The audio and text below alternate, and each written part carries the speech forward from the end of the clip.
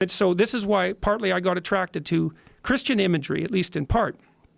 Because there's an idea in Christianity that you should pick up your goddamn cross and like walk up the hill.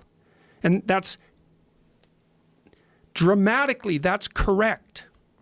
That's the right answer. It's like, you've got a heavy load of suffering to bear, and a fair bit of it's going to be unjust. So what are you going to do about it? Accept it voluntarily and try to transform as a consequence. That's the right answer. It's the right answer. Because the rest of it is tribalism. And we're too technologically powerful to get all tribal again.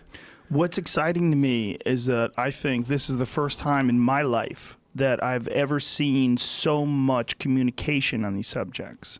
And I think so much recognition about the consequences of toxic tribalism, this tribal thinking that everyone seems to be engaged in on the right and on the left. I mean, in America, you need to go no further than going back and forth from CNN to Fox News to say something's wrong here. These are supposed to be news outlets. You have two completely different narratives, and that has nothing to do with what we're talking about with gender politics and radical left socialism and Marxism. What you're seeing in universities, though, is a radical departure from what I always considered universities great for. What I always considered universities great for is separating from your parents, challenging belief systems, and being engaged in the works of brilliant people who you can compare all of their findings and their discoveries and sit down and debate them in class. And when I was a kid, when I was in high school, I went to a very good high school, Newton South High School in Newton, Massachusetts. And one of the things that they did is they put on a debate between a guy from the Moral Majority, which was this right-wing Christian group that I don't even know if they're around anymore, but this was I was 14, so 81.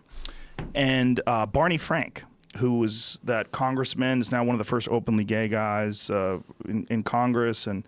And you got to watch these two people in this auditorium debate their points. And this Moral Majority guy had this, right-wing Ronald Reagan sort of point of view, and Barney Frank, who's kind of crazy. I mean, he got busted in some male prostitute scandal, but the gay community, that's not that big of a deal.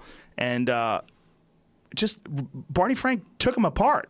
It was brilliant to watch, but it was a real debate. It was fascinating, and you got to see a mediocre mind versus a great mind, and you got to see this little thing, and I was like, wow, and it's one of the things that's always attracted me about the idea that two people with differing viewpoints can get together in front of a neutral audience, and these people can sort of decipher which way these people are thinking and why they're thinking. Yeah, well, and bad as that is, and rife with conflict as that is, the alternative is to separate, as you pointed out, into two camps that don't talk. Yes. And the thing is, the consequence of not talking is that you fight. That's the end game.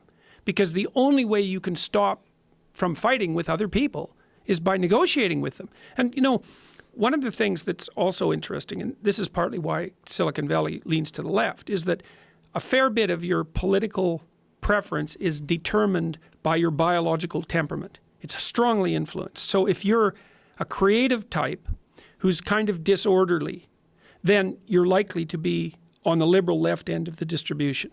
And if you're a non-creative type who's orderly and especially if you're orderly, then you tend to be on the right-wing end of things. And so, well, why is that? Why do those variations exist? Well, they exist because some of the time your best strategy is to do what other people have done and shut the hell up and just do it. Run the algorithm. Right? The pathway's already laid clear. It works. Stay in the damn rut and move forward. Okay, so that's the conservative approach. And when things are going right, it's the right approach.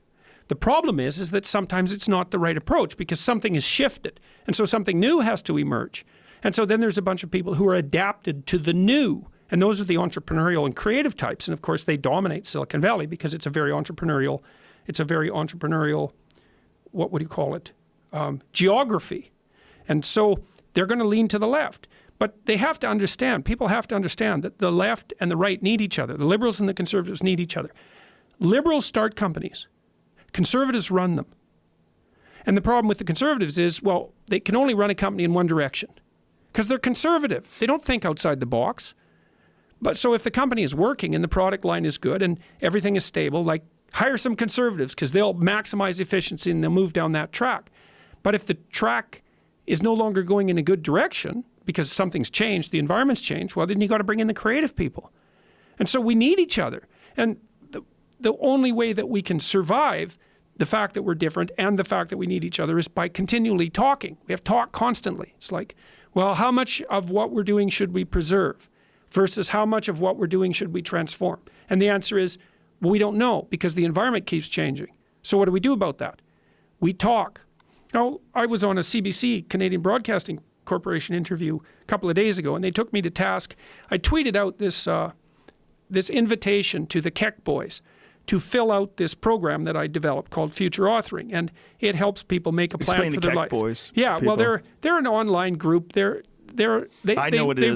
Keckistan. Yeah. It's this fictional polity. It's a satire of identity politics, essentially. We're gonna be our ethnicity. Highly demonized satire. Highly demonized satire, right? And with good reason, with some individual examples of racism and Nazism, and there's lots of misbehavior. Yeah. It's like graffiti. It's like online graffiti, something like that.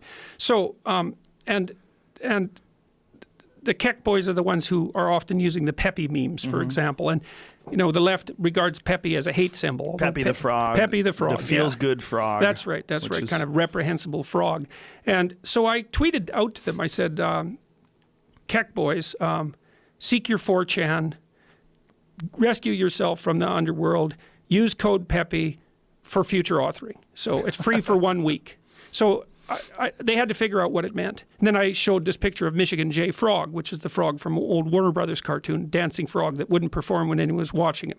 So CBC hauled that out and said, well, look, aren't you like appealing to the radical right? And I said, well, no, what I'm doing, I said, look, these people are attracted by the radical right, although they're satirists and juvenile satirists and graffiti types. And, they're playing a weird satirical game. game. Being naughty. That's exactly what they're doing. They're provoking.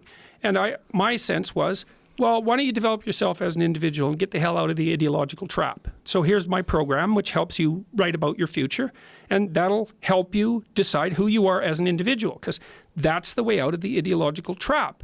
It's like, and that's the way, obviously, what's the way out of tribalism? First, the way out of tribalism is not to never join a tribe.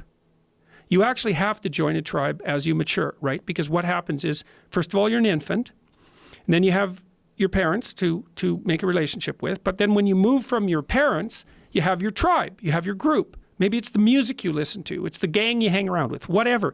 You have to be socialized into the tribe. You have to, because otherwise you stay a dependent infant. Okay, but now you're socialized into the tribe. Well, is that where it ends? It's like, no. The next thing to do is differentiate yourself from the tribe while still knowing how to behave within the tribe. Well, that's the call to individualism. And that's, I think, what the West got right, is we figured that out. It's like, you're more than you have to be a member of a group, because otherwise you're not socialized. You're not good for anyone. You have to be able to play on a team, man.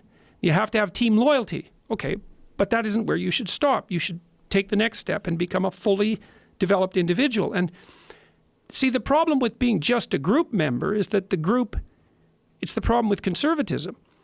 The group is a fixed entity. It has its rules and its regulations, and if you're a member, that's all you are. But the group can go badly wrong, so the group needs individuals to keep the group alive and revivified. So you have to become an individual so you can revivify the group. And that's the call in the West to heroism, essentially, to a noble way of living, is to develop yourself past your group identity so that you can reconfigure the game when that becomes necessary. And I think that there's a very influential line of developmental psychology pioneered by Jean Piaget that laid that out as a developmental progression. First you're a child, then you're a member of a group, then you're an individual. It's like, get to the individual level. That's the solution. It's the solution to tribalism. But you have to accept responsibility to do that. And this is what your future authoring program is basically all about. I mean, it's a wonderful program. Along with this book, rules and guidelines for life. I think that's one of the things that a lot of young people are lacking, is a structure to how to go about establishing who they are in the world. Yep.